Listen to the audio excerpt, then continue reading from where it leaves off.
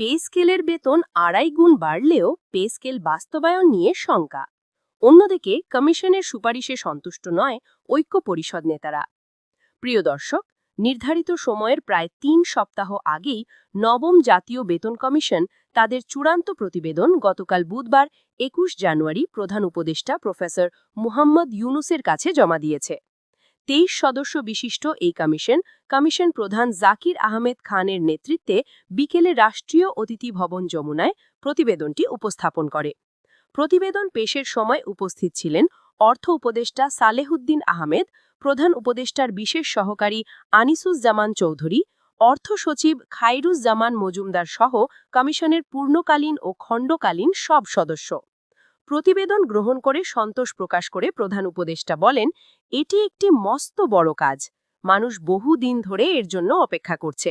Outline দেখে বুঝলাম এটি খুবই সৃজনশীল কাজ হয়েছে। এ সময় নতুন পে স্কেল বাস্তবায়ন নিয়ে অর্থ উপদেষ্টা সালেহুদ্দিন আহমেদ বলেন, এই প্রস্তাব বাস্তবায়নই এখন পরবর্তী কাজ। এ লক্ষ্যে একটি কমিটি গঠন করে দেওয়া হবে, যে কমিটি বাস্তবায়ন পদ্ধতি নিয়ে কাজ করবে। প্রতিবেদন দাখিলকালে কমিশন প্রধান জাকির আহমেদ খান বলেন, গত এক দশকে বৈশ্বিক ও জাতীয় পর্যায়ে অর্থনীতির প্রায় সব সূচকে বড় ধরনের পরিবর্তন এসেছে। নিত্য প্রয়োজনীয় পণ্যের মূল্য বহুগুণ বেড়ে যাওয়ায় বিদ্যমান বেতন কাঠামোয় সরকারি কর্মচারীদের জীবনযাত্রার ব্যয় নির্বাহ ক্রমেই কঠিন হয়ে পড়েছে। এই বাস্তবতায় সুস্পষ্ট কার্যপরিধির আলোকে বেতন, ভাতা ও অন্যান্য সুযোগ সুবিধা পর্যালোচনা করে সময় উপযোগী সুপারিশ প্রণয়ন করা হয়েছে।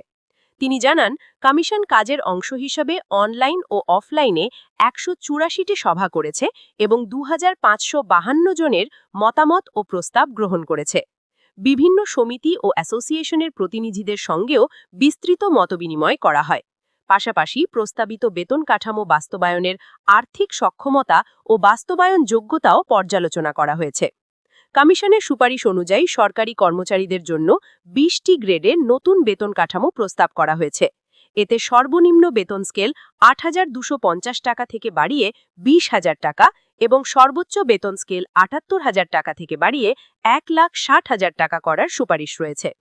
কমিশন প্রধান আরও জানান, এই প্রস্তাবগুলো বাস্তবায়নে অতিরিক্ত ১,০৬,০০০ কোটি টাকার প্রয়োজন হবে। বর্তমানে ১৪ লাখ সরকারি কর্মচারী ও ৯ লাখ পেনশনভোগীর জন্য সরকারের বার্ষিক ব্যয় হচ্ছে প্রায় ১,৩১,০০০ কোটি টাকা। উল্লেখ্য, সরকার গত ২৭ জুলাই ২০২৫ তারিখে ৬ মাস সময় বেঁধে নবম জাতীয় বেতন কমিশন গঠন করে। কমিশনের প্রতিবেদন দাখিলের শেষ সময় নির্ধারিত ছিল ১৪ ফেব্রুয়ারি ২০২৬। অষ্টম বেতন কমিশনের পর দীর্ঘ ১২ বছর পর এই কমিশন গঠিত হয়। কমিশন তাদের জন্য বরাদ্দ বাজেটের মাত্র ১৮% ব্যয় করে প্রতিবেদন প্রস্তুত করেছে। এদিকে নতুন পে স্কেল নিয়ে প্রতিক্রিয়া জানিয়ে বাংলাদেশ সরকারি কর্মচারী দাবি আদায় ঐক্য পরিষদ অসন্তোষ প্রকাশ করেছে। বুধবার ২১ জানুয়ারি প্রধান উপদেষ্টার কাছে পে কমিশনের প্রতিবেদন প্রকাশের পর দ্য ডেইলি ক্যাম্পাসের সঙ্গে আলাপকালে প্রতিক্রিয়া জানায় সংগঠনটির নেতারা।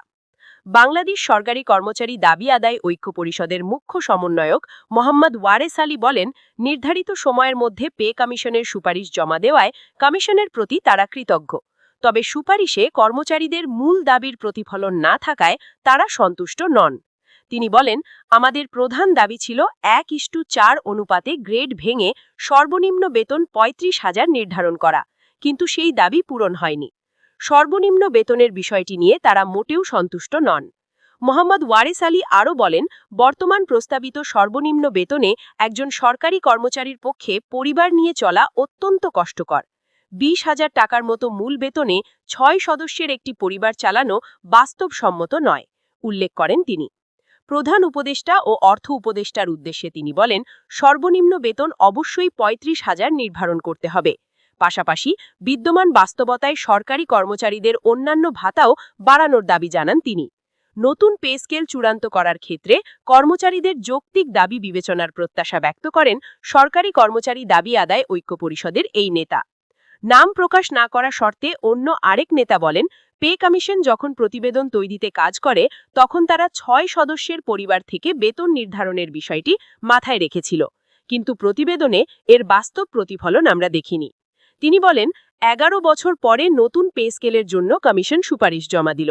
আবার যদি 10 বছর পরও নতুন পে স্কেল দেওয়া হয়, তবে বর্তমানে ঘোষিত 20,000 টাকা সর্বনিম্ন বেতন কখন কতটা প্রাসঙ্গিক থাকবে প্রশ্ন করেন তিনি। তথ্যমতে নতুন প্রস্তাবিত স্কেলে সর্বনিম্ন বেতন হবে 20,000 টাকা এবং সর্বোচ্চ বেতন 1,60,000 টাকা, অনুপাত 1:8। কমিশনের তথ্য বলছে, প্রথম বেতন কমিশনে 2073 সর্বনিম্ন ও সর্বোচ্চ বেতন অনুপাত যেখানে ছিল 1:15.4, সেখানে পূর্ববর্তী অর্থাৎ সর্বশেষ বেতন কমিশনে 2015 তা ছিল 1:9.4। বর্তমান জাতীয় বেতন কমিশন 2025 বিগত সময় থেকে অনেক কম অনুপাত অর্থাৎ 1:8 সুপারিশ করছে, যা সর্বকালের মধ্যে সর্বনিম্ন।